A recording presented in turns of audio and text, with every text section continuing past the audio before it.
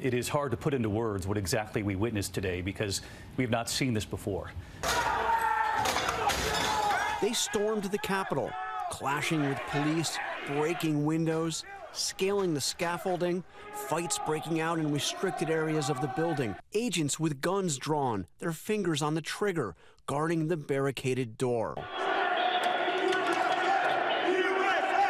A woman on a stretcher rushed her inside. We did see blood gushing from her. Call it off, Mr. President. We need you to call this off. But for hours while his supporters rampaged through the Capitol, Trump remained inside the White House, silent. Eventually, Mr. Trump did speak in a video that Twitter soon removed. I know your pain. I know you're hurt. We had an election that was stolen from us. It was a landslide election, and everyone knows it, especially the other side. But you have to go home now. We have to have peace. So go home. We love you. You're very special. Yes, he really told domestic terrorists, we love you. You are very special. Hello, everybody. I'm David Shuster. The events that led up to this insurrection attempt and all the crap at the Capitol are things that I think many of us will never forget, and nor should we. If we as a society are going to try to make sure that this doesn't happen again, we have to be very clear about who's responsible and who's to blame. So let's start. It begins, of course, with Donald Trump. He whipped up his cultish followers with lies about the election and then encouraged them to take action. We're going to walk down to the Capitol because you'll never take back our country with weakness. You have to show strength and you have to be strong. Fox News is also responsible. For 4 long years, they enabled and protected Mr. Trump and often parroted his insane and corrupt talking points. And when this mayhem was playing out at the Capitol,